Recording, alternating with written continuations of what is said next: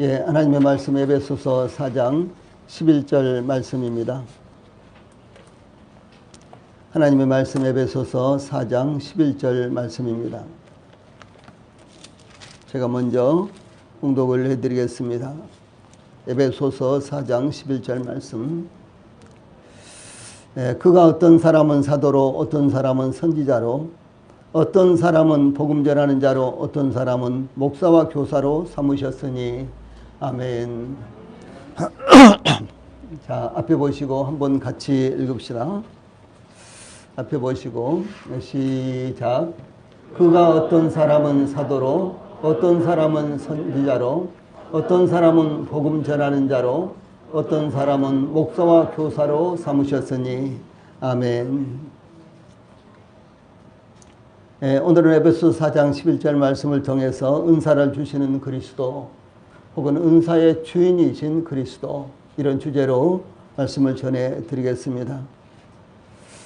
사도 바울은 에베소서를 기록하면서 먼저 전반부 1장에서 3장까지, 그러니까 1, 2, 3장이죠. 1장에서 3장까지에는 이 교회의 신분에 대해서 증거를 하고, 그 다음에 후반부 4, 5, 6장에서는 교회가 영광스러운 신분에 걸맞는 모습은 어떤 것인가를 증거하고 있습니다. 특히 4장에서는 하나님께로 부르심을 입은 교회의 각각의 지체들이 하나님의 부르심에 합당한 삶을 살아야 할 것을 교훈하면서 제일 먼저 제시한 교훈이 교회의 일체성이었습니다.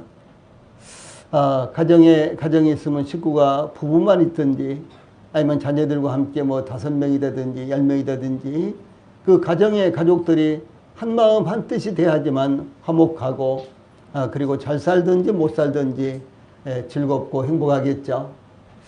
또 뿐만 아니라 세계적으로 봐도요, 부탄이라든가 방글라데시라든가 이런 나라는 세계에서 가장 가난한 나라들입니다. 이 가장 가난한 나라인데도 불구하고 그 행복 지수는 세계에서 가장 아주 최우선 순위로 이렇게 최고의 순위를 갖고 있잖아요. 가장 가난한 나라들이 행복 지수로 보면은 가장 행복한 국민들은 가장 행복하다고 생각한다는 것이죠.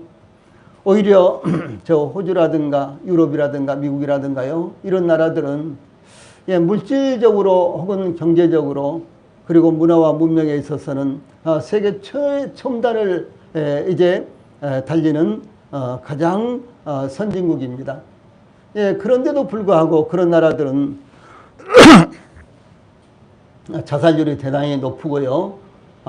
자신이 행복하다라고 생각하는 사람들이 한 50% 정도밖에 안 되는 거예요. 우리나라도 70년대, 80년대 그리고 90년대를 거치면서 경제 발전이 대단히 그야말로 비약적으로 이루어졌습니다.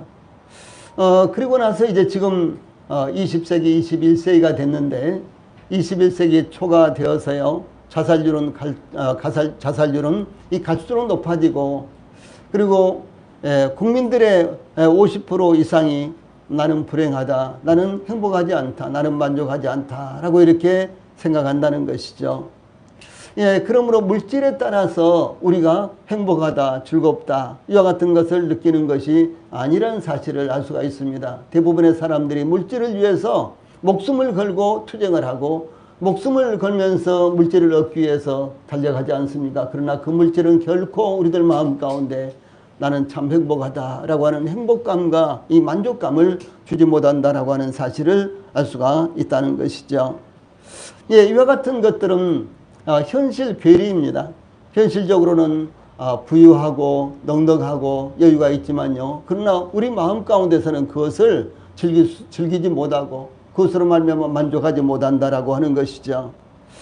그래서 이 가정에서도 혹은 직장에서도 국가적으로도요, 모든 사람들이 하나가 돼야지만 즐겁고 행복감을 느낀다라고 하는 것이죠. 교회도 마찬가지입니다. 교회가 아무리 성경적인 복음을 가지고 있고 또 성경적인 가르침이 계속해서 이루어진다고 할지라도요, 성도들이 서로 주님 안에서 유기적으로 연합이 되지 않고 서로 경쟁하고 서로 의심하고 혹은 또 서로 불신하고 그런다면요, 교회 안에서 절대로 행복하다거나 혹은 뭐 즐겁다거나 이와 같은 것을 느끼지 못한다는 사실이죠.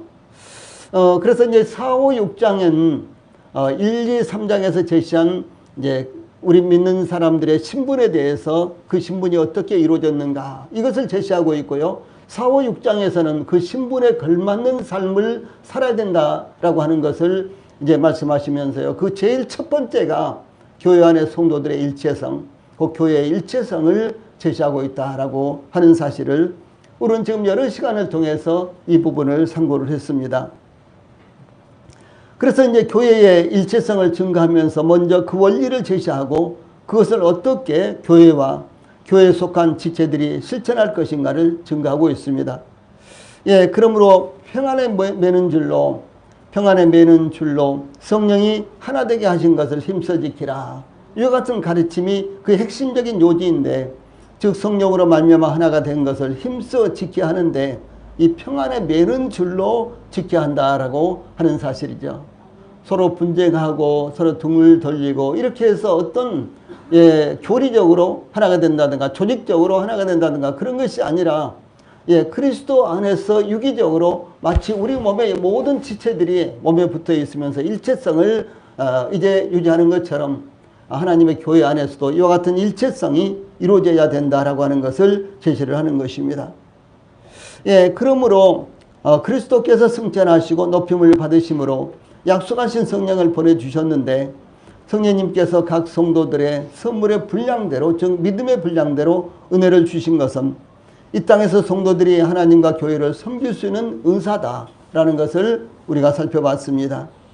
이제 우리는 교회가 교회로서의 기능을 온전히 감당하기 위해서 성령님께서 세우신 은사의 구체적이면서도 핵심적인 부분을 상고하게 되었습니다. 교회 안에서 성령의 은사가 온전히 그 기능을 발휘할 때 만물을 충만하게 하시려는 성령의 은사의 목적, 즉 그리스도께서 온전히 통치하시는 역사가 성취될 것이라는 사실을 10절에서 우리가 지금 11절을 본문으로 삼고 있는데 바로 10절에서 제시를 하고 있습니다. 자, 제일 첫 번째로 그러면은 이 교회 안에서 세워지는 은사의 주체는 누구일까요? 은사를 주시는 그리스도 안에서요. 교회 안에서 세워지는 은사의 주체가 누구일까라는 사실부터 상고를 하겠습니다. 이 교회가 교회로서의 기능을 온전히 감당하기 위해 성령님께서 세우신 은사의 구체적이면서도 핵심적인 부분에 대해서 11절에서 그가 어떤 사람은 사도로, 어떤 사람은 선지자로, 어떤 사람은 복음 전하는 자로, 어떤 사람은 목사와 교사로 삼으셨으니 라고 이렇게 증가하고 있습니다. 이 부분은 은사에 있어서 혹은 교회 안의 직분에 있어서 가장 핵심적인 부분들을 다스리고 있습니다. 그 외에도 로마서 12장과 고린도전서 12장 그리고 베드로전서 4장 이런 데서는 은사에 대해서 다양하게 가르치고 있는데 특별히 여기 에베소서 4장 11절부터 12절 13절까지의 이 말씀은요, 이 교회 안의 은사의 아주 핵심적인 부분, 그 다음에 교회 안의 직분의 핵심적인 부분, 이런 부분들을 가르치고 있습니다. 누군가는 사도로, 또 누군가는 선지자로, 어떤 이는 복음 전하는 자로, 혹은 목사와 교사로 세워졌는데 이와 같은 은사와 직분자를 세우는 분을 가리켜서요, 그가 삼으셨으니. 그래서 이 11절 말씀을 보면요, 제일 먼저 그가 이렇게 시작되죠. 그리고 나서 이제 끝부분에 가서 삼으셨으니, 그러니까 그가 삼으셨다라고 이렇게 말씀을 하고 있습니다. 그가는, 그러면 그가라고 했는데 그가는 누구일까요? 8절에서는 이미 그가 위로 올라가실 때에 누구입니까? 그리고 10절에서는 내리셨던 그가 곧 모든 하늘 위에 오르신 자니라고 증가하고 있죠. 누구십니까? 그분은 바로 십자가에 못 박혀 죽음을 당하시고 장사되셨지만은 3일 만에 죽은 자 가운데서 살아나시고 하늘로 승천하신 하나님 우편에 앉으신 주 예수님을 가리킨다라고 하는 사실이죠. 그래서 그가 주 예수님께서 삼으셨다.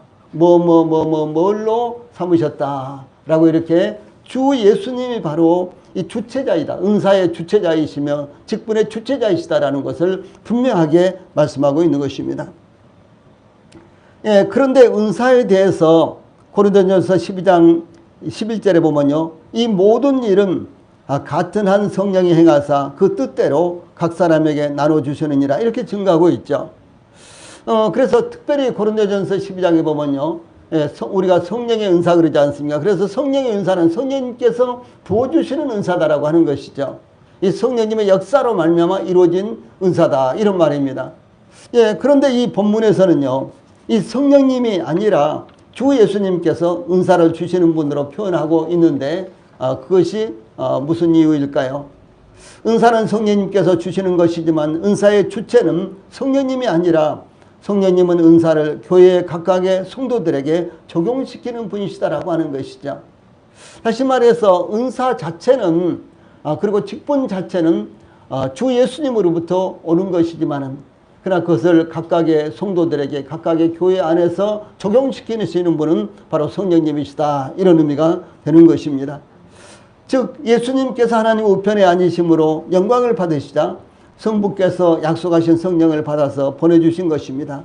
다시 말하면 하나님께서 예수님에게 약속하신 성령을 보내주셨는데 이 성령님께서는 예수님께서 부르시고 세우신 성도들에게 은사를 부어주시는 것입니다. 그러므로 은사는 성령님께서 주시는 것이지만 그 주체는 예수님이다라는 것을 증거하고 있습니다. 이와 같이 은사가 예수님으로부터 왔다는 것을 이해하고 받아들이는 것은 대단히 중요한 것입니다. 예수님으로부터 은사를 받았다는 것은 영광스러운 것이기 때문에 그렇습니다. 그러므로 자신이 받은 은사가 무엇이든지 영광스럽게 여기고 귀하게 사용되어야 한다라는 것을 우리 성도들은 잊지 않기 바랍니다.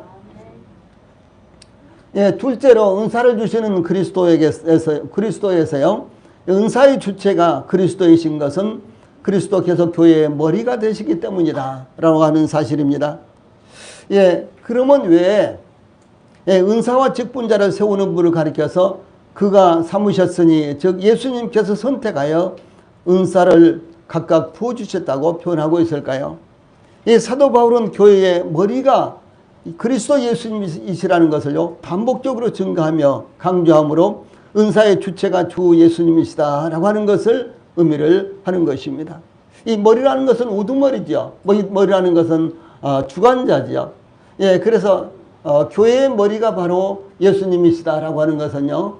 교회의 주인이 예수님이시요. 교회를 주관하신 분이 예수님이시요. 교회의 은사와 직분을 내려주시는 분이 바로 예수님이시다라고 하는 것을 말씀하는 것입니다. 에베소 1장 22절에 파란 박스에 있는 말씀 또 만물을 그의 발 아래에 복종하게 하시고 그를 만물 위에 교회의 머리로 삼으셨느니라. 그를 누굽니까? 예수님을 교회의 머리로 삼으셨다라고 이렇게 증거하고 있고요. 에베소 4장 15절에서는 오직 사랑 안에서 참된 것을 하여 범사에 그에게까지 자랄지라 그는 머리니 곧 그리스도시라. 이게 에베소 4장 15절 말씀 같이 읽어봅시다. 시작. 오직 사랑 안에서 참된 것을 하여 범사에 그에게까지 자랄지라 그는 머리니 곧 그리스도라. 그 다음에 골로새 1장 18절 말씀도 같이 읽어봅시다. 시작. 그는 몸인 교회의 머리라 그가 근본이요 죽은 자들 가운데서 먼저 나신 자니 이는 친히 만물의 으뜸이 되려 하시며. 자, 그리스도가 교회의 머리라는 의미는 그리스도께서 교회에 생명을 부여하시는 분이시며 교회의 주인이 그리스도이시라는 것을 의미합니다. 그리스도를 떠나서는요 우리가 생명을 가질 수 없습니다. 영적인 모든 에너지와 힘이 머리이신 그리스도께로부터 나옵니다. 그러므로 교회의 머리가 어떤 단체나 사람이 될 수가 없는 것입니다. 교회의 머리는 그리스도 예수님이십니다. 어떤 유능한 단체나 유능한 사람이 교회에 생명을 줄 수가 없습니다. 또 교회를 주관할 수도 없는 것입니다. 그러므로 교회의 주인은 어떤 단체나 사람이 될 수 없다라는 것을 여기서 강조합니다. 왜? 교회의 머리는 그리스도 예수님이시기 때문에라는 것입니다. 몸의 모든 신경은 머리에 있는 두뇌와 연결되어 있습니다. 그렇죠? 하다못해 손가락 끝이라든가 발가락 끝도 이 머리에 있는 두뇌로부터 이렇게 연결이 되고요. 그래서 근육이나 각 부분의 생명이 머리로부터 내려오는 신경에 의해서 전달됩니다. 머리로부터 내려오는 신경이나 중추신경에 의하여 조정되지 않는 부분은 몸에 하나도 없습니다. 예, 그러므로 머리는 온몸의 신경에 모든 활력과 각 부분의 조직에 모든 신경 에너지를 공급하고 조정하는 원천이며 중심이 되는 것입니다. 무슨 말씀이고는 교회의 머리 대신 그리스도께서 교회의 모든 것을 주관하시고 오직 주 예수님에게 교회는 그 사활이 달려있다라고 하는 것을 말씀을 드리는 것입니다. 특히 모든 그리스도인들은 독립적인 생명을 가질 수가 없습니다. 즉 스스로 자신에게 생명을 준다거나 빼앗을 수 없습니다. 이 모든 그리스도인들이 그리스도의 십자가의 죽으심과 부활을 통해서 영원한 생명을 얻은 것입니다.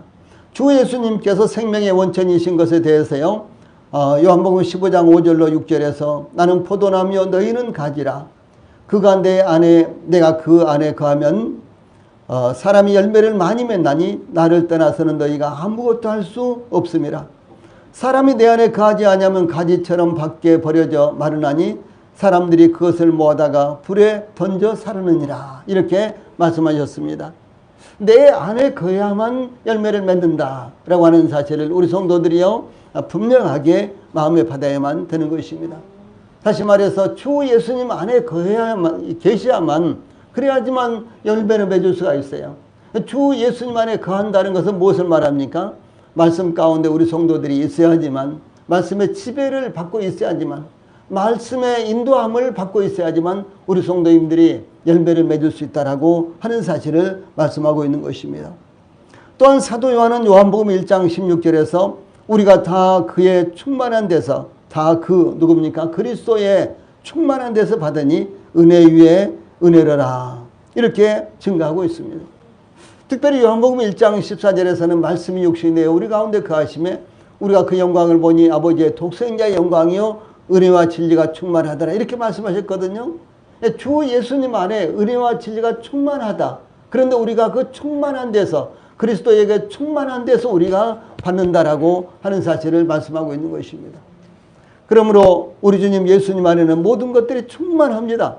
아주 넘치는 것입니다. 그러므로 우리가 그 안에서 비로소 은혜와 사랑과 능력을 받음으로 말미암아 우리가 충만해질 수 있다는 사실을 말씀하는 것입니다.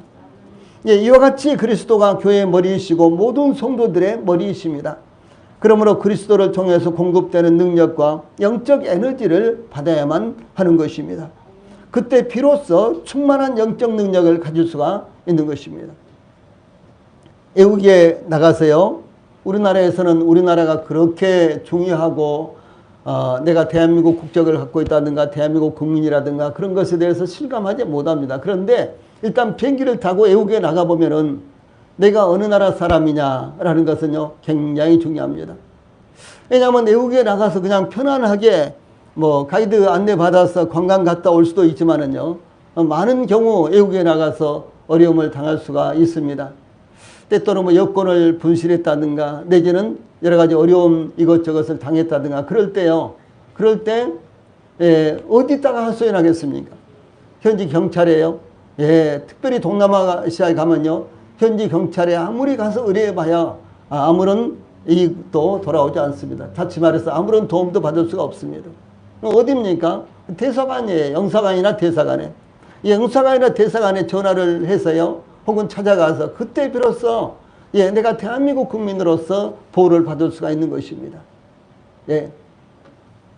저는 외국에 있을 때 아주 어려움을 당하는 그와 같은 지역에가 있었는데요. 그런데 이제 모든 그 지역에 있는 외국 사람들이 전부 다 이제 몇 월 며칠까지 그 지역을 떠나지 않으면 안 되는 이와 같은 상황에 있었어요. 그래서 이제 제일 먼저 저 미국 같은 나라는 일찍이 비행기를 보내서 자국 국민들을 다 실어가고, 그 다음에 이제 일본도 자국 국민들을 이렇게 실어가는데요, 필리핀이라든가 등등 이런 나라들은 아주 막연한 거예요. 외교적인 능력도 없어가지고요, 자기 나라 비행기를 보낼 수도 없고, 그리고 완전히 국민들을 방치하는 거예요. 그런데 그때 바로 이제 저희들을 데리러 비행기가 오는데, 칼기가 공항에서 이제 이렇게 그야말로 막연하게 기다리고 있는데 칼기가 쫙 오는데 그 날개에 달린 그 태극기의 문양이요. 그렇게 그야말로 하나님을 만난 것처럼 그렇게 반갑고 그야말로 야, 내가 대한민국 사람이다 하는 이와 같은 자부심이 있었는데 참 그 표현할 수가 없을 정도로 그런 감격스러운 것을 느꼈습니다. 최근에도 마찬가지죠. 아프가니스탄에서 우리 대한민국 국민들이 탈출을 한다든가 혹은 대한민국에 협력했던 이와 같은 현지인들이 함께 우리 한국으로 돌아온다든가 내지는 코로나19로 말미암아 저 남아공화국이라든가 등등 여러 나라에서 우리가 철수를 해야 되는데요. 이제 대부분의 나라가 철수를 못하는데 우리나라가 기지를 발휘해서 비행기를 보내고 애교력을 발휘해서 비행기를 보내고 그리고 거기에서 어려움 가운데 처해 있는 우리 대한민국 국민들을 우리나라 비행기로 태워가지고요 이렇게 들어오는 것은 여러분 우리는 그냥 왔구나 아이고 잘했다 잘한 일이다 이 정도지만요 본인들이 느끼는 것은 눈물겨운 일입니다. 이 본인들이 느끼는 것은 정말로 눈물을 흘리지 않을 수 없는 이와 같은 일입니다. 그래서 저도 이제 칼기가 탁 이렇게 공중에 이렇게 선회해 가지고요 활주로에 내리는데 그냥 눈물이 펄컥 이렇게 나더라고요. 얼마나 반갑고 감사하고 고마운지요. 그러고 나서 이제 그 비행기를 타고 나서요 탔는데 그야말로 집에 도착한 것처럼 안심이 되고 평화롭고 이제 그런 이와 같은 마음을 느꼈습니다. 이와 같이 정말로 이거 중요한 것입니다. 그래서 우리가 주 예수님 안에 있다는 것은요 이와 같이 안전하고 주 예수님으로 말미암아 우리에게 필요한 모든 영적인 육체적인 걸 이와 같은 것들을 공급받을 수 있기 때문에 주 예수님 안에 있다는 것이 얼마나 저희들에게 행복하고 안전한지 표현할 수가 없는 것입니다. 이와 같이 그리스도가 교회의 머리이시고 모든 성도들의 머리이십니다. 그러므로 그리스도를 통해서 공급되는 능력과 영적 에너지를 받으셔야 되는 것입니다. 그때 비로소 충만한 영적 능력을 가질 수가 있기 때문입니다. 세 번째로 이 은사의 주체가 그리스도이신 것은 온몸이 즉 교회의 지체마다 같은 생명을 즉 그리스도의 생명을 가졌다라고 하는 것입니다. 우리의 모든 이 손가락 하나 내지는 또 머리카락 하나도 모두 다 우리 안에 있는 생명에 전부 다 연결이 되어 있지 않습니까? 마찬가지로요. 교회 지체가 뭐 10명이든지 100명이든지 10,000명이든지 간에 이 모든 지체들이 한결같이 주 예수님이라는 그 생명에 연결이 되어 있다라고 하는 사실을 말씀하는 것입니다. 우리 몸에는 수많은 다양한 지체들 즉 보이는 것도 있고 보이지 않는 것도 있습니다. 그런데 어떤 지체들이나 한결같이 동일한 것은 모든 지체들이 다 몸에 유기적으로 연합이 되어 있다라고 하는 것입니다. 몸에 연합되어 있지 않는 지체는 단 하나도 없습니다. 독립된 지체라는 것은 존재하지 않습니다. 그러므로 만약 몸에 연합되어 있지 않는다고 한다면 그는 영적 생명이 없는 자요 구원받은 것이 아니다라고 하는 것입니다. 여기 몸은 교회를 말하는데요. 첫째는 지역교회를 말하고 그 다음에 더 나아가서 유니버설 처치를 말합니다. 그래서 우주적인 교회 여기에는요 진짜로 구원받은 이와 같은 분들은 모두 다 우주적인 교회에 연합이 되어 있고 그 다음에 구체적으로 말하면 지역교회에 연합이 되어 있다라고 하는 것입니다.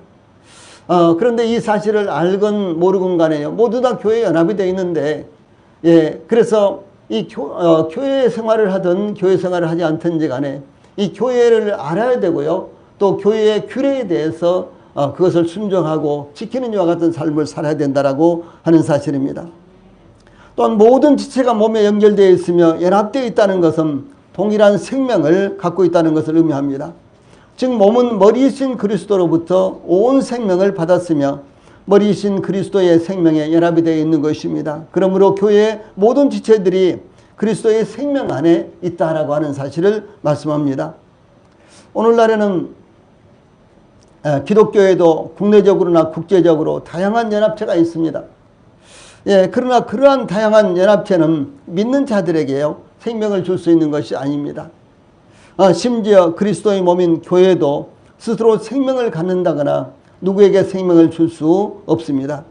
이 생명은 오직 그리스도에게 속한 것이며 그리스도로부터만 나오는 것입니다. 그러므로 주 예수님께서 요한복음 6장 35절과 48절에서 내가 곧 생명의 떡이로다 이렇게 말씀하셨습니다. 예, 주 예수님이 생명의 떡이에요. 그러므로 주 예수님을 먹는다는 것은 무엇을 말합니까? 바로 믿는다는 것을 의미하죠. 주 예수님을 믿을 때 바로 우리가 생명의 떡을 먹는 것이며 그것이 바로 우리들에게 영원한 생명이 주어진 것이다 라고 하는 사실을 말씀하는 것입니다. 또한 주 예수님께서는 나는 부활이요 생명이니 이렇게 말씀하셨고 또 요한복음 14장 6절에서는 내가 곧 길이요 진리요 생명이니 이렇게 말씀하셨습니다. 또 그런가 하면은 이 사도 요한은 그 안에 생명이 있었으니 이 생명은 사람들의 빛이라 이렇게요. 요한복음을 시작하면서 요한복음 1장 4절에서 이렇게 말씀하셨고 예. 요한복음 1장 1장 4절에서 이렇게 말씀하셨고요.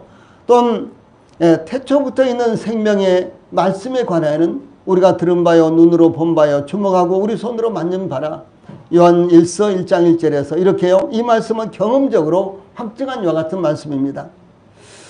그런가 하면 또 요한 1서 5장 11절 12절에서는 또 증거하는 것은 증거는 이것이니 하나님은 우리에게 영생을 주신 것과 이 생명이 그의 아들 안에 있는 그것이니라.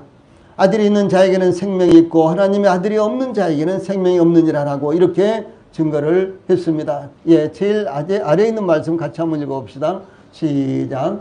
또 증거는 이것이니 하나님이 우리에게 영생을 주신 것과 이 생명이 그것이니라. 아들이 있는 자에게는 생명이 있고 하나님의 아들이 없는 자에게는 생명이 없느니라. 예, 그다음 여기에 먼저 11절에요. 하나님이 우리에게 영생을 주셨다라고 하는 것이죠. 하나님이 우리에게 영생을 주신 것과 그래서 영생을 아직 받지 못했다면요. 그것은 예수님 믿는 것이 아닙니다. 그것은 구원받은 것이 아니에요. 예. 그래서 하나님이 우리에게 영생을 주신 것과 이것은 이미 과거 완료로 현재 완료로 되어 있는 것입니다. 그 다음에요. 아들이 있는 자에게는 생명이 있고 하나님의 아들이 없는 자에게는 생명이 없느니라. 아들이 여러분에게 있습니까? 어떻게 있습니까? 그것은요. 하나님의 말씀이 하나님이시며 말씀이 하나님의 아들이잖아요. 그래서 그 말씀이 우리 안에 있는 것을 의미를 하는 것입니다. 그래서 하나님의 말씀이 영생의 말씀이 약속의 말씀이 우리 안에 있으면 우리가 영생을 얻었고 약속의 말씀이 아직도 있지 않다면요. 우리에게 생명이 없다는 것을 의미를 하는 것입니다. 예, 그러므로 예, 복음을 전한다 이렇게 할 때요. 이 복음은 이 생명의 말씀이고 생명의 도이며 그래서 생명의 말씀이라는 말씀이 빌립보서 2장 16절 사도행전 5장 20절에 있고요. 생명의 도 사도행전 7장 38절 생명의 말씀 생명의 도 똑같은 말씀입니다. 다시 표현만 그렇게 한 것입니다. 또 뿐만 아니라 디모데후서 1장 1절에서는 그리스도 예수 안에 있는 생명의 약속 이것을 증거하는 것 그리스도 예수 안에 있는 생명의 약속 이것을 증거하는 것이 바로 복음 전도다라고 하는 사실입니다. 또한 구원받은 모든 그리스도인들은 우리 생명이신 그리스도께서 나타나실 그때에 너희도 그와 함께 영광 중에 나타나리라 라고 하는 주 예수님께서 다시 오실 때 우리가 어떻게 될 것이라는 이와 같은 약속의 말씀을 우리가 굳게 붙들고 믿음으로 고난과 고통도 합당하게 여기며 두려워하지 않고 살고 있는데요. 이것에 대해서 사도 바울은 우리가 항상 예수 죽인 것을 몸에 짊어지면 우리의 생명도 우리 몸에 나타나게 하려 함이라 이렇게 증가하고 있습니다. 이와 같이 생명의 주인이 바로 주 예수님이십니다. 모든 성도들은 어느 교회에 속해 있든지 딴 어디에 속해서 누구에게 복음을 들었든지 주 예수님으로부터 구원을 받았고 생명을 얻었습니다. 그러므로 구원받은 그리스도인들은 어떤 상황에서든지 그리스도에게서 떨어져 나갈 수가 없으며 그리스도와 별개로 독립적으로 존재하는 것이 아니다라고 하는 사실입니다. 그러므로 연합을 이루는 것은 성령의 사역입니다. 즉 성령의 하나 되게 하신 것을 힘써 지키라고 교훈하고 있는 것입니다. 그러므로 그리스도인들이 한 몸을 이루는 것은 성령 안에 있는 연합이며 성령에 의해서 만들어지고 성령의 주도하에 이루어진 연합이며 이러한 연합은 성령에 의해서 유지되며 지탱되고 있는 것입니다. 그런데 이것이요. 이제 우리들에게 적용되기 위해서 성령님은 요한복음 15장 26절, 16장 13절에서 성령님을 가리켜서 진리의 성령 이렇게 말씀하고 있어요. 진리의 성령. 한번 해봅시다. 진리의 성령. 진리의 성령. 예, 성령님은 진리를 계시하시고 예, 나타내시고요. 그 다음에 이 밝히 나타내신 분이시며 또 뿐만 아니라 그리스도인들을 모든 진리 가운데로 인도하시는 분이 바로 성령님이십니다. 자, 그렇다면 어떻게 되겠습니까? 성령 안에서의 연합은 예수 그리스도의 진리, 복음의 진리, 교회의 진리를 받아들임으로 연합이 이루어지는 것이라고 하는 것입니다. 그래서 성령 안에서의 연합이라는 말은요, 우리가 진리를 받아들임으로 성령께서 진리를 계시하신 분이시기 때문에 우리가 진리를 받아들임으로 성령 안에서 연합이 이루어질 수 있는 것입니다. 이와 같이 그리스도인들이 진리 안에 거하는 것은 무엇보다도 중요한 것이다 라고 하는 사실을 증거하고 있습니다. 다음에 넷째로 여기 한 장 넘기지 않았네요. 이와 같이 성령님은 진리의 성령님이시다 라는 사실 기억하시고 우리가 진리 안에 거할 때 비로소 성령 안에서 유기적인 연합을 이룰 수 있다라고 말씀하는 것입니다. 자, 네 번째는 교회의 은사의 주체가요 그리스도이신 것은 교회는 머리이신 그리스도 아래 각각 그 기능이 다양한 지체들로 구성되었다라고 하는 사실입니다. 이 사도 바울은 7절에서 우리 각 사람에게 그리스도의 선물의 분량대로 은혜를 주셨나니 라고 이렇게 증거했습니다. 은혜를 주셨나니 이와 같은 말씀은요 근본적인 은혜 즉 구원의 은혜를 말하는 것이 아닙니다. 우리가 보통 은혜라는 말을 많이 사용하는데요, 이 말씀을 은혜라는 말을 사용할 때 주의를 해야 되고 또 은혜라는 말을 들을 때도 우리가 주의해야 되는 거예요. 예, 본질적이고 근본적인 은혜는 우리가 하나님의 은혜로 구원받는 것을 말합니다. 그런데 일반적으로 통용되는 이 은혜는요, 우리가 하나님의 도우심을 받아서 믿음 생활을 하고 하나님께서 실제대로 우리를 도우심으로 말미암아 우리가 믿음을 유지하고 견지하고 뿐만 아니라 이제 어려움이 있었을 때 하나님의 도우심을 받는 것을 은혜라고 이렇게 말합니다. 첫 번째는 근본적인 은혜. 예, 근본적인 은혜. 그래서 우리가 구원의 복음을 듣고 구원받는 은혜, 이와 같은 것을 은혜라고 말하고요. 그래서 그리고요. 그 다음에 이제 또 한 가지 은혜는 우리의 삶에서 우리가 하나님으로부터 도움을 받는 것, 하나님으로부터 우리가 보호를 받는 것, 내지는 도움을 받는 것, 이것을 가리켜서 또 은혜라고 하는 것입니다. 그래서 은혜하면요 두 가지를 생각해야 되는 거예요. 한 가지는 구원받는 은혜, 또 한 가지는 우리가 우리의 삶 가운데서 이제 하나님으로부터 이제 도움을 받고 공급을 받고 이와 같은 은혜, 이렇게 두 가지를 말하는 것입니다. 그래서 이 구원의 은혜를 주신 것은 이미 구원의 은혜를 주신 것은 이미 에베소 전반부인 1장에서 3장 1장에서 3장에서 증거를 했습니다. 구원의 은혜를 주신 것에 대해서는요, 에베소서 전반부인 1장에서 3장까지 1, 2, 3장에서 설명을 했습니다. 예, 그 중에 핵심적인 말씀을 우리가 살펴보면요, 에베소 1장 7절에서 우리는 그리스도 안에서 그의 은혜의 풍성함을 따라 그의 피로 말미암아 속량 곧 죄사함을 받았느니라 이렇게 말씀하셨거든요. 예, 참 정말 중요합니다. 이 에베소서를 읽어보면요, 어떻게 그렇게 논리적으로 잘 기록을 했는지 정말 대단합니다. 그래서 우리의 구원의 문제를 다루면서 제일 먼저 죄사함의 문제를 다루고 있다는 것이죠. 이것이 바로 에베소 1장부터 6장까지 인사가 끝난 다음에 바로 우리가 그리스도 안에서 그 은혜의 풍성함을 따라 구속고 죄사함을 받았다라고 이렇게 말씀을 하는 것입니다. 예. 자, 우리 제일 먼저 위에 있는 말씀 같이 읽어봅시다. 시작. 우리는 그리스도 안에서 그의 은혜의 풍성함을 따라 그의 피로 말미암아 속량 곧 죄사함을 받았느니라. 죄사함을 받았느니라. 예, 죄사함을 받았느니라. 그리스도 안에서 은혜로 죄사함을 받은 거예요. 예. 그래서 어떤 사람들은 뭐 여타 종교를 믿어도 결국은 가는 곳은 한 곳이 아니냐 뭐 이렇게도 주장하고 이상한 소리들 하는데요. 절대로 그렇지 않습니다. 오직 그리스도 예수 안에서만 죄사함이 있는 거예요. 예. 그래서 그리스도 안에서 죄사함을 받았느니라. 어떻게? 그의 은혜의 풍성함을 따라 죄사함을 받았느니라. 그 은혜로 죄사함을 받았어요. 그러면 하나님께서 우리를 어떻게 죄사함을 저희들에게 주셨는가? 그의 피로 말미암아. 그의 피가 뭡니까? 예수님의 십자가의 죽으심을 통해서 속량이라는 것은 죄값을 지불했다 그 말이에요. 구속이란 말과 같습니다. 이 속량이란 말은 죄값을 지불했다라는 말씀이거든요. 그래서 하나님께서 그의 아들 예수 그리스도의 십자가의 죽음을 통해서 우리의 죄값을 갚으신 거예요. 속량 곧 죄사함, 그렇지 않습니까? 속량, 죄값을 갚은 것, 죄사함, 이것은 죄사함을 받은 것, 마찬가지입니다. 그 다음에요, 속량 곧 죄사함을 받았느니라. 받을 것이다 라가 아니고 받을 것이다가 아니라 받았느니라 이렇게 말씀하잖아요. 이 받았느니라 무엇입니까? 이미 동작이 끝난 거예요. 이미 상황이 끝난 것을 말합니다. 주 예수님께서도 십자가에서 죽으실 때요, 테텔레스타이, 다 이루었다. 이 현재 완료예요. 예수님께서 내가 지금 이루고 있다, 이것이 아니라 내가 다 이뤘다라고 말씀하셨거든요. 무엇을 다 이루셨습니까? 주 예수님께서 세상에 오신 것은 자기의 몸을 들여서 죄사함을 완성하시기 위해서 오신 것이었는데, 이것을 주 예수님께서 십자가에서 다 이루셨다라고 하는 사실이죠.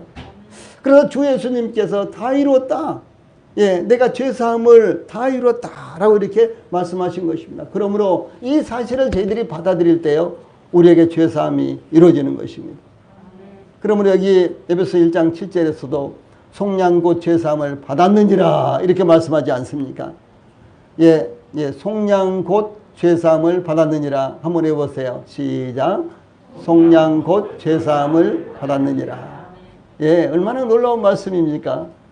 이 한 부분의 말씀, 이 한 구절의 말씀이요, 저희들의 생명에 대한 보장이 되는 거예요.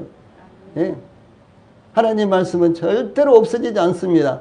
하나님 말씀은 말씀 그대로요, 하나님께서 책임을 주시는 거예요. 여러분들도 약속을 하면 여러분들이 책임을 져야 되지 않습니까? 그렇죠? 더더구나 여러분들이 뭐 부모님이다, 내지는 높은 직위에 있다, 그러면은 아랫사람들 혹은 가족들에게 무슨 약속을 하면 책임을 져야 되잖아요. 아니면 친구 간에도, 뭐 서로 간에도, 부부 간에도 이야기를 하면은, 말을 하면 그걸 책임을 져야 되죠. 그런데 우리는 상황이 안 좋아서, 또 그때는 책임을 줄 수가 있었는데 지금은 상황이 변해서, 지금은 변심을 해서 책임을 질 수가 없는 경우가 많지만, 하나님은 절대로 그렇잖아요. 하나님은 인생이 아니시니 시건치 아니하시고 인자가 아니시니 사람이 아니시니요, 말을 번복한다거나 말을 지키지 못하실 이와 같은 분이 아니시라는 거예요. 그래서 주 예수님께서 말씀하시기를, 천지가 없어져도, 이 세상이 다 없어져도 내 말은 절대로 없어지지 아니하고 다 이루어진다라고 이렇게 말씀하셨지 않습니까? 그러므로 여러분들이요, 우리 성도님들도 마찬가지고, 여러분들이 그의 피로 말미암아 속량 곧 죄사함을 받아들이라 라고 약속하신 이 말씀을 굳건하게 마음에 받아들이고 믿으시기 바랍니다. 그 다음에 이제 에베소 2장 4절에 보면요, 에베소 2장 4절 5절에 보면은, 긍휼이 풍성하신 하나님이 우리를 사랑하신 그 큰 사랑을 인하여 허물로 죽은 우리를 그리스도와 함께 살리셨고, 그랬죠. 긍휼이 풍성하신 하나님, 때로 저희들 마음 가운데도 어려운 사람들 보면 동정하는 마음이 있고, 그렇죠. 교회 안에서도 어려움을 당하는 성도들 보면 정말 동정하는 마음이 있어서 때로는 눈물을 흘리기도 하고, 그리고 눈물로 기도하기도 하지 않습니까? 그런데 하나님은요, 긍휼이 풍성하세요. 하나님은 긍휼이 무엇입니까? 불쌍히 여기는 마음이에요. 이 불쌍히 여기는 마음이 하나님은 풍성하십니다. 그래서 긍휼이 풍성하신 하나님이 우리를 사랑하신 그 큰 사랑을 인해서 허물로 죽은 우리를 그리스도와 함께 살리셨고, 그 다음에 가로에 보면은 너희는 은혜로 구원을 얻은 것이라. 은혜로 구원을 받은 것이라 그랬죠. 은혜로 구원을 받은 것이라. 그래서 뭐 교회 생활을 열심히 해야 되고, 또 열심히 선을 행해야 되고, 이렇쿵 저렇쿵 우리가 해야 될 일을 많이 제기하고 그런데요. 그것이 아니라 구원을 받는 것은 은혜로 받는 거예요. 구원을 받는 것은 은혜로 받는 것입니다. 또 하나 에베소서 2장 8절로 9절 말씀, 제일 밑에 있는 아래에 있는 말씀 같이 읽어봅시다. 시작.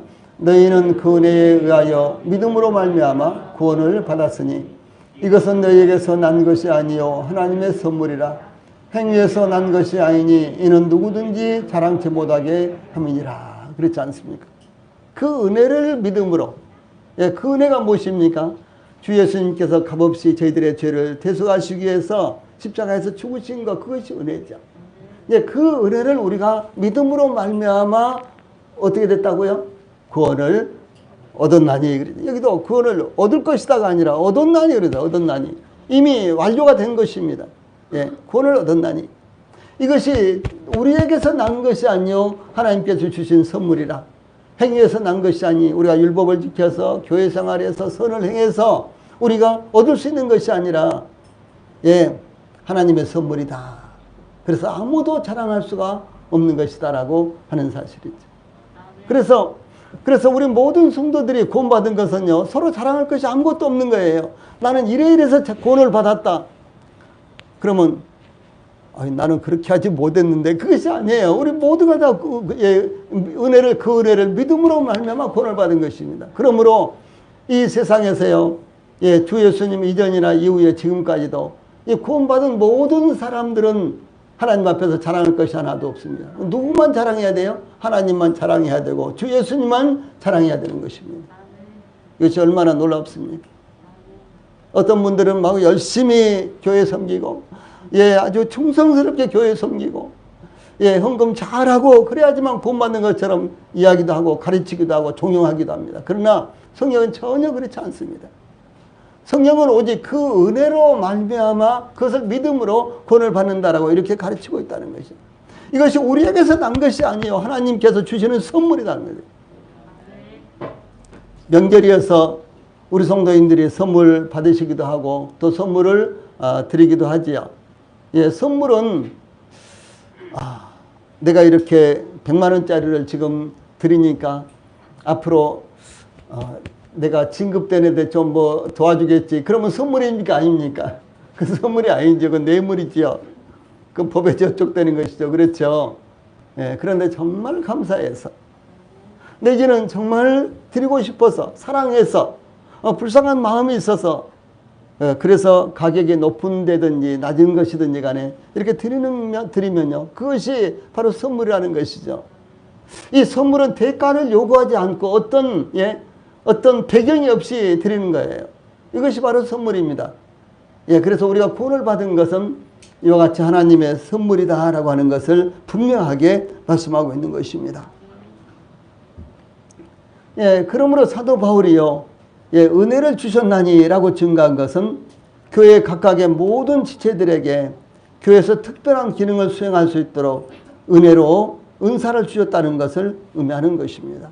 에베소 4장 7절 말씀이에요. 끝에 은혜를 주셨나니 이렇게 되어 있지 않습니까?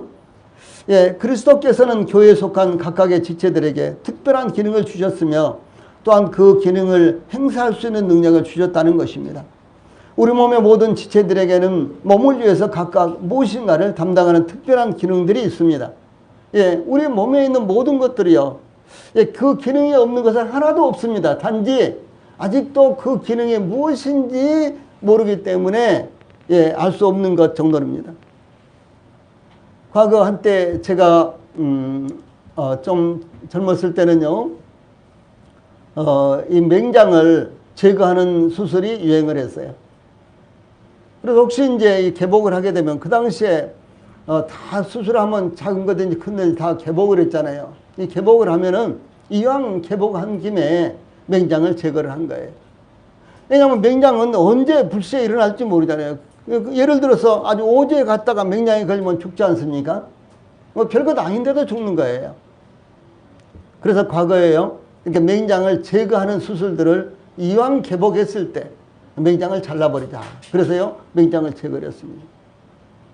아니 쓰잘데기도 없는 것이 그야말로 쓸모도 없는 것이 몸에 붙어 있다는 것이죠. 그래서 잘라버렸어요. 그래서 나중에 연구를 해보니까요, 맹장이 우리 몸에 대단히 중요한 기능을 하고 있다는 것이죠. 깜짝 놀란 거예요, 의학계에서요. 그래서 다시는 맹장을 가능한 한 잘라내지 않느냐, 이와 같은 이제 의학적으로 그렇게 됐다는 것이죠. 그래서 우리 몸에 필요하지 않는 것은 사실은 아무것도 없습니다. 필요하지 않는 것 아무것도 없어. 아이고, 나는 이렇게 손톱이 잘 자라는지 몰라. 혹시 우리 성도님들 그런 분들 계십니까? 저는 유난히 손톱이 잘 자라는 것 같아요. 아니, 엊그저께 자른 것 같은데 또 이렇게 길렀어? 손톱은 딱 이렇게 커가지고요. 그냥 그대로 있으면 좋겠어요. 그렇죠?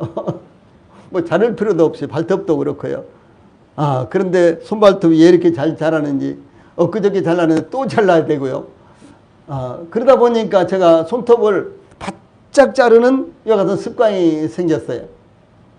어느 날, 내가 게이지 이렇게 바짝 지금 자르고 있다. 그래서 손톱을 자르고 난 다음에는 여기 아파가지고 또 한참, 한 일주일 동안 또 고통을 받고, 그러다가, 그러면 안 되겠구나라고 해서, 지금은 조금씩 여유를 가지고 이제 여유를 두고 이제 자르는데요. 우리 성도님들도, 이거 손톱이 이렇게 빨리 자라. 그러면서 바짝바짝 자르지 마세요. 그래도 한 번 더 자르고요. 그런데, 이것이 쓸모가 없을까요? 아니죠. 얼마나 유용하고요. 쓸모가 있는 것입니까? 그래서 눈에 보이는 지체들 뿐만 아니라 보이지 않는 지체들도 각기 그 기능들이 있습니다. 척추뼈는 몸의 기둥과 같죠. 또 머리뼈는 뇌와 신경을 보호하는 역할을 하고, 턱뼈는 얼굴의 형태와요, 균형을 잡아주며 음식물을 씹고 소리를 만들어주며, 또한 가슴뼈는 가슴 속의 심장과 폐와 기타 아주 중요한 장기들을 보호하는 역할을 하고, 미시하고 가느다란 신경 조직은 온몸의 모든 부분까지 다 기능을 할 수 있도록 역할을 하는 것입니다.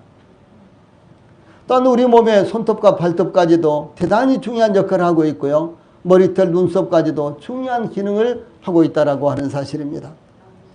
그러므로 중요한 것은 우리 주님의 몸된 교회에서 우리 자신들의 기능이 무엇인가를 발견하는 것입니다. 나는 이 열린 침례교회에서 내가 하나님께서 나에게 주신 일은 무엇인가? 나에게 하나님께서 부여하신 기능은 무엇인가를 발견하는 것이 참 중요하다라고 하는 것이죠. 만약 우리 자신들의 기능이 교회 안에서 무엇인가를 발견하게 된다면 우리 각자가 교회를 섬기는 것이 얼마나 큰 특권인가를 깨닫게 된다라고 하는 사실이죠. 특권이에요. 우리 성도들이 교회를 섬길 수 있는 것은 특권입니다. 그러므로 내가 섬길 수 있는 기능이 무엇인가를 발견하는 것이 얼마나 중요하느냐라고 하는 것이죠. 교회는 하나님 앞에 영광스러운 교회입니다. 에베소서 5장 27절요. 교회가 세상에 볼 때는 별것 아닌 것 같아도 하나님께서 보실 때는 영광스러운 교회입니다. 또 뿐만 아니라 하나님의 최고의 걸작품이 바로 교회다라는 사실을 우리 성도들이 잊어서는 안 되는 것입니다. 다섯 번째로, 은사의 주체가 그리스도이신 것은 그리스도께서 친히 각 사람에게 특별한 은사를 주셨기 때문이다 라고 하는 것이죠. 11절 말씀을 다시 우리가 상고를 해보면요, 그가 어떤 자에게 주셨다 이런 말씀이에요. 가운데를 빼고요, 그가라고 하는 말씀과 끝의 말씀을 보면요, 그가 주셨다 그러잖아요. 그가 어떤 사람에게 무엇을 주셨다라는 말씀이 이렇게 번역이 됩니다. 그런데 더 올바른 번역은 무엇인가는요, 그가 어떤 사람에게 무엇을 주셨다라기보다도요, 그가 친히 말하면 직접 그런 말이죠. 그가, 예수님께서 직접 어떤 사람에게 어떤 은사와 직분을 주셨다 이렇게 번역하는 것이 더 좋은 번역이다라고 하는 것이죠. 즉 그가라고 번역하는 것보다도요, 그가 친히라고 번역함으로 은사, 즉 다양한 선물을 주신 분이 바로 주 예수님이시다라는 것을 명확하게 하고 그렇게 기억하게 하는 것입니다. 그러므로 교회의 각각의 지체들에게 은사를 주신 분도 주 예수님이시며 일꾼을 세우시는 것도 주 예수님께서 하시는 일입니다. 그가 삼으셨으니 이 말씀은요, 이제 한글 개혁에서는, 개혁 한글에서는요, 그가 주셨으니라고 했어요. 그래서 어떤 직분을 은사를 주셨다고 할 때는 주셨다가 좀 번역이 좋고요. 그 다음에 이제 뭐 목사나 교사나 사도나 선지자나 복음전하는 자를 세우셨다라고 할 때는 그 세우셨다라는 번역이 좀 더 이렇게 가깝죠. 그래서 이제 개혁 한글에서는 주셨나니 이렇게 되어 있는데, 지금 우리가 보고 있는 개혁 개정에서는 삼으셨다, 이 삼으셨으니 이렇게 번역이 됐습니다. 근데 이 번역이요, 7절에서는 주셨나니 8절에서는 주셨다라고 번역이 되어 있는데, 이것이 에베소 4장에 3번이나 나옵니다.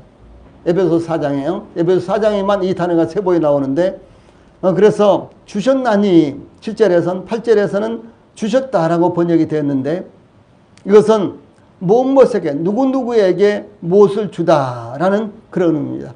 누구누구에게 무엇을 주다라는 이와 같은 의미입니다.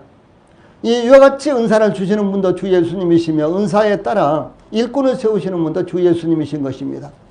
그러므로 일꾼은 하나님께서 부르시는 대로 세워져서 성령의 인도하심을 따라서 그 사역이 이루어져야 된다라고 하는 이와 같은 유기적인 함수관계가 성립이 되는 것입니다.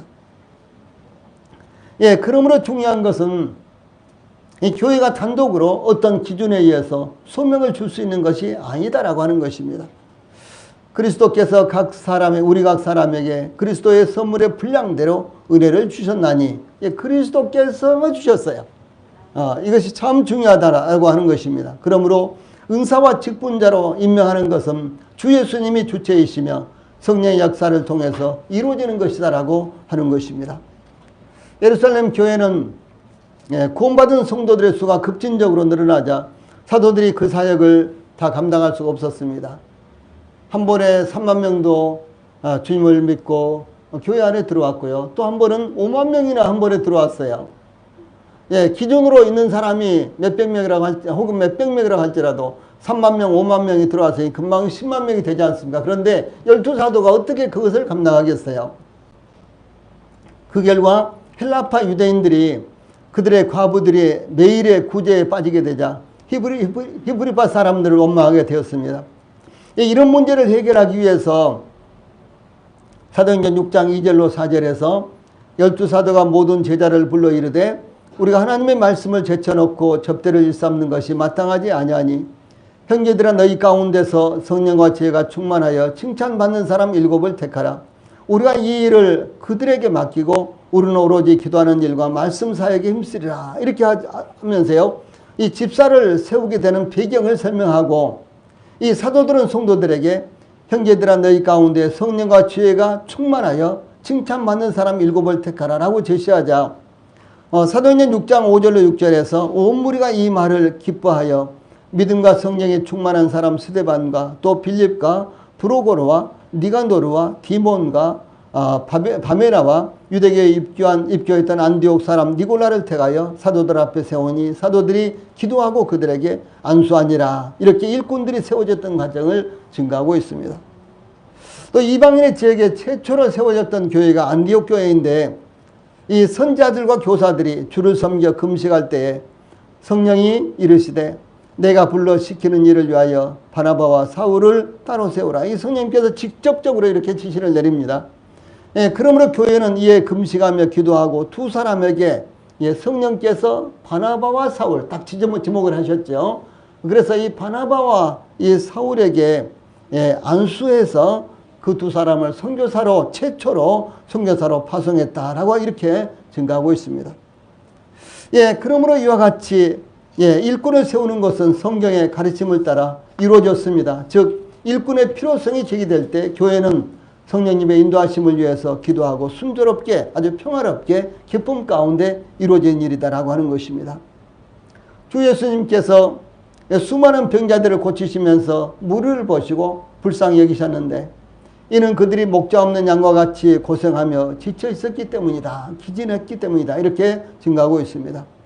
그러므로 주 예수님께서 제자들에게요, 추수할 것은 많되 일꾼이 적으니 그러므로 추수하는 주인에게 청하여 추수할 일꾼들을 보내어 주소서 하고 보내주소서 하라. 이렇게 말씀을 하셨습니다.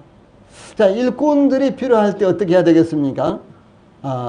일꾼들의 주인이 되신 그리스도, 예, 추수하는 주인이 되신 그리스도에게 또 하나님께요, 추수할 일꾼들을 보내어 주십시오. 이렇게 먼저 기도하는 것이 필요하다라고 하는 사실입니다.